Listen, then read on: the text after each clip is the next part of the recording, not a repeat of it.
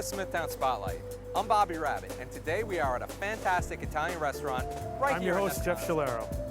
Riddle me this, where can you find the likes of Batman, Superman, and Spider-Man here in Smithtown? Hi, right I'm here. Kenny Bernardini, and welcome to Smithtown Spotlight. Today I'm at Hoyt Farm, a beautiful nature preserve here in the middle of Comac. Have you ever wanted to get away from it all?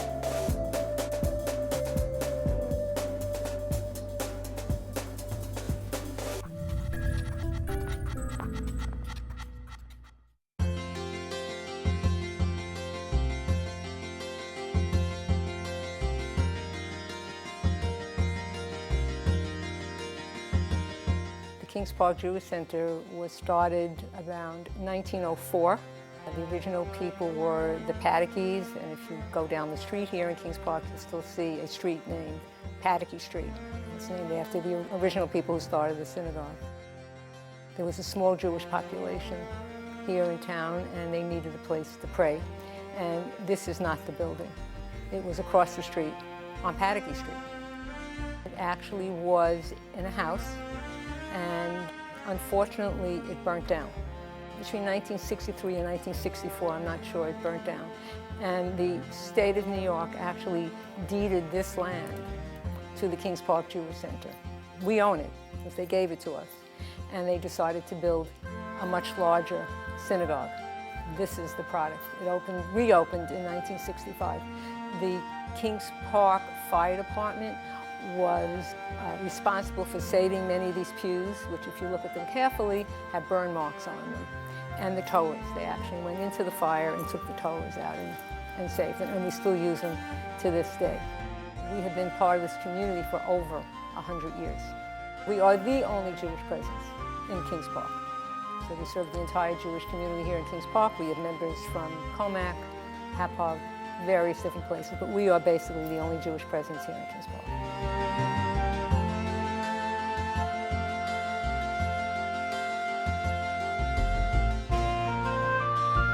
If you notice the style and the shape of the structure, if you would flip it around, it could be a boat. It could have the shape and the structure of a boat, or actually an ark, which is this concept, the idea of a place of refuge in the midst of the storms, if you will, of society and of life. The plaques that you see on the wall, those are memorial plaques, and some of them are quite old. When people pass away, the family buys the plaque, and their name is embossed on the plaque.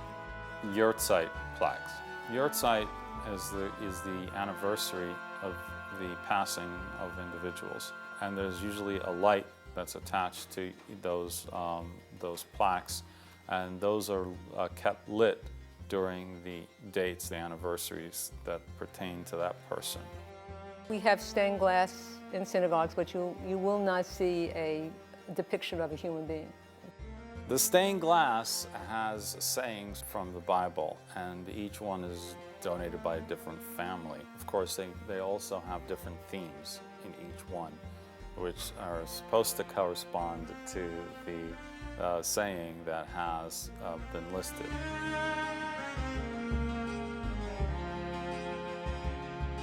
I would say, to use a Jewish phrase, we're hamisha, which means that we're very friendly, and we're very warm, and we're very open, and we're very welcoming to anybody and everybody. You see, this is a small sanctuary, and we don't have a large congregation. But because it's not large, it enables us to reach our congregants. You don't get lost here. We know when you're not here. And we tend to be very proactive with people who are sick, and the rabbi will tell you he visits people in the hospital. So I think that makes us different, is that we're just warm and welcoming and small. You don't get lost.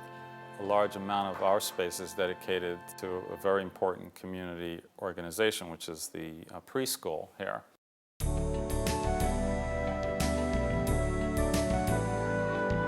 Primetime Preschool has been in Kings Park Jewish Center for, I think, about 35 years. We're open from 9 to 3, Monday to Friday. We have 2-year-olds, 3-year-olds, and 4-year-olds. We have morning classes and afternoon classes. So our morning classes would be from 9:15 to 11:45, and our afternoon classes are from 12:30 to 3. Why would you want to bring your child to prime time? Well, not only is our curriculum excellent, we do a wonderful kindergarten prep. We're a loving staff, we're all moms, we're all community members of Kings Park, and we take a lot of pride in our work preparing the children for kindergarten. Anyone is welcome to come to prime time. We are non-denominational, we do not practice any religion here at all. We do have some members of the temple that come, but the majority of our students are non-members. 2-year-old, 3-year-old, and 4-year-old programs are all a little bit different. Obviously, it advances as they get older. The 2-year-olds is an introduction to preschool, a lot of socialization, a lot of arts and crafts, color and shape recognition.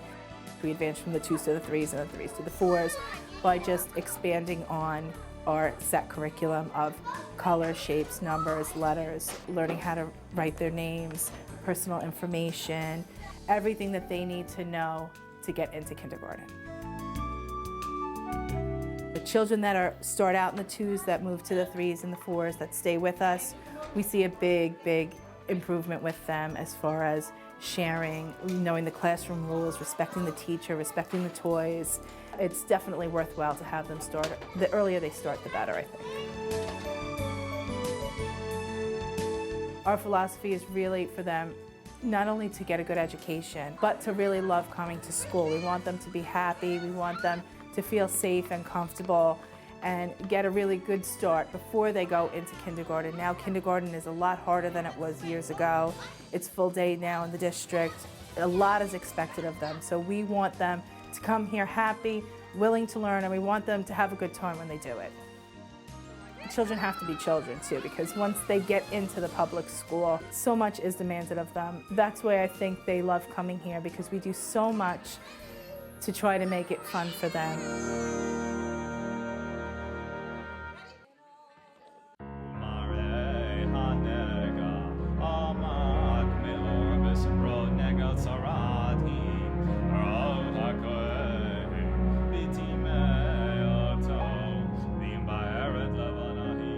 The ark is facing east. That's because traditionally in the Jewish community, we always faced east because we want to face Jerusalem. Concept being Jerusalem as being the center of the universe and the place which is closest to heaven. There's also another light that's also very important, and that's right on the top of the ark traditionally. It's called a ner tamid, it's a perpetual light. This concept that the light of our souls, the light of our faith, the light of our tradition, it will never be extinguished, and therefore it's always meant to be on. The ark also has in it something called the Torahs.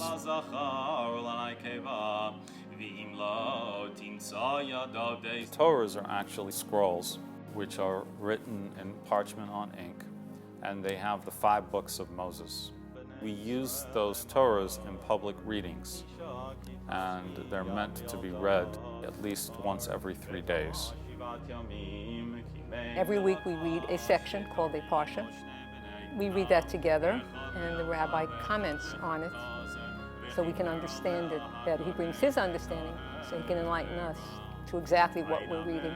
And we read the entire Torah every year, beginning with, and then there was light, to the end. This concept of a public teaching or for public reading is the idea that God's Word is something that we should be connected to and close to. God's Word is always relevant, always applicable, and always meaningful. It provides us with the light, if you will, with which to walk on the road of life, which sometimes can appear dark. In Judaism, Torah is central, this idea of the teaching. We have no priestly class. Rabbi just means teacher, not minister, not priest, not pastor. We are teachers primarily. Judaism sees that understanding and learning. There is a tremendous amount of joy, vitality, and hope that's embedded in the Jewish tradition. And that comes through when we read the Torah, when we read the teaching of God. It's inspiring.